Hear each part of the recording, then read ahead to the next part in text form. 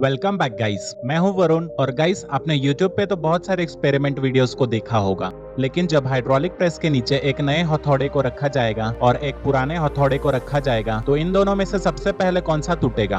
और क्या होगा अगर बुलेट प्रूफ ग्लास के ऊपर लावा को डाला जाए? और गाइस, सेफ के अंदर पैसे रखे जाते हैं, ये तो आपको पता ही है। लेकिन तब क्या होगा जब इस सेफ के अंदर एक बॉम्ब को रख दिया जाएगा? क्या यह सेफ फट जाएगा या इस सेफ को कुछ नहीं होगा? तो गाइस, आज के इस वीडियो में मैं आपको दुनिया के ऐसे 10 एक्सपेरिमेंट्स के बारे में बताऊंगा जिन एक्सपेरिमेंट्स के बारे में आपने अब से पहले कभी नहीं सुना होगा। तो गाइस, इस वीडियो को एंड तक जरूर देखना, क्योंकि आज के इस वीडियो में आपको बहुत ज्यादा मजा आने वाला है। तो चलिए स्टार्ट करते हैं आज के इस वीडियो को। Top 10 most amazing experiments on YouTube.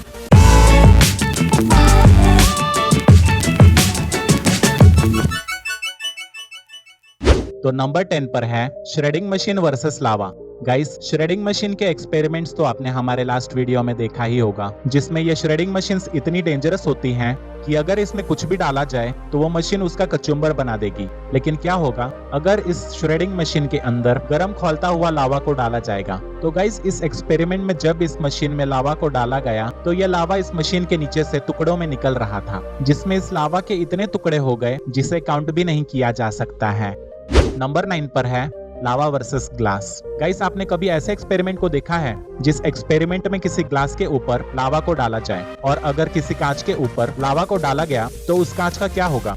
ऐसा ही कुछ इस एक्सपेरिमेंट में किया गया, जिसमें सबसे पहले मेटल को पिघला के लावा बनाया गया और उस लावा को सबसे पहले नॉर्मल विंडो ग्लास के ऊपर डाला गया, जिसमें ग्लास के ऊपर 4 लेयर्स को कुछ वुडन क्यूब्स के ऊपर एक रखा गया। और जब इसके सबसे ऊपर वाले ग्लास पे लावा को डाला गया तो कुछ ही सेकंड्स में ग्लास लावा के हीट के कारण टूट के अलग हो गया। जैसे जैसे लावा को ग्लास के ऊपर डाला गया तो ये लावा इस नॉर्मल ग्लास को बहुत इजीली तोड़ देता है।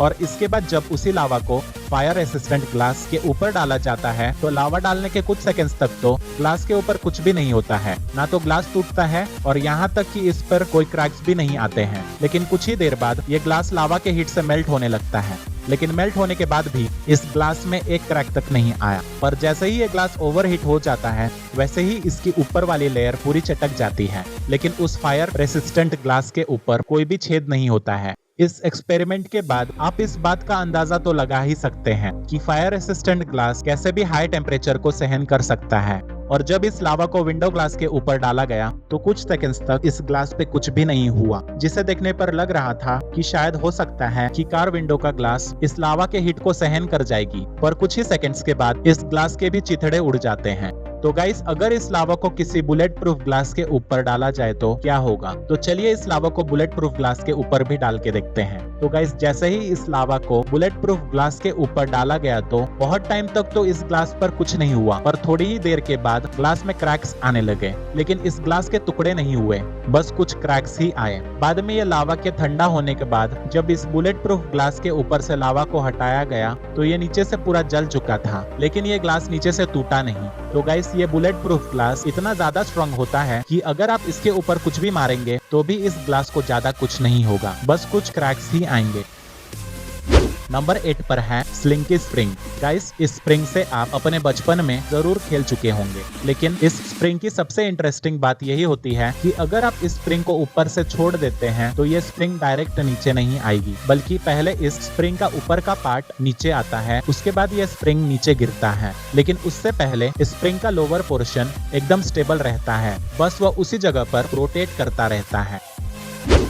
नंबर 7 पर है hydraulic press versus old hammer versus new hammer. Guys, क्या होगा जब एक पुराने हैमर और एक नए हैमर को एक हाइड्रोलिक प्रेस पे रखा जाएगा? क्या ये हाइड्रोलिक प्रेस इन हथौड़ों को तोड़ पाएगी? और इन पुराने या नए हैमर में से सबसे ज्यादा स्ट्रॉन्ग कौन सा हैमर होगा? इस एक्सपेरिमेंट को करने से पहले हाइड्रोलिक प्रेस के नीचे जब एक नई कुल्हाड़ी को रखा गया और जब इस पर प्रेशर डालना शुरू किया गया तो ये कुल्हाड़ी बीच में से मुड़ना शुरू हो जाती है और पूरी तरह से फोल्ड हो जाती है, लेकिन ये कुल्हाड़ी टूटती नहीं है। पर जब इस मशीन के नीचे एक पुरानी कुल्हाड़ी को रखा गया और थोड़ा वजन डालते ही ये टूट जाती है, क्योंकि ये कुल्हाड़ी प्योर आयन से बनी थी और प्योर आयन 40,000 psi से ज्यादा स्ट्रेस नहीं झेल पाता और फिर टूट जाता है। गाइस, इन कुल्हाड़ियों के बाद जब हाइड्रोलिक प्रेस के नीचे नए और पुराने हैमर को रखा गया तो इसका रिजल्ट कुछ और ही था। तो गाइस, अभी कमेंट करके बताओ कि एक नए हथौड़े और एक पुराने हथौड़े में सबसे ज्यादा स्ट्रॉन्ग कौन सा हथौड़ा होगा।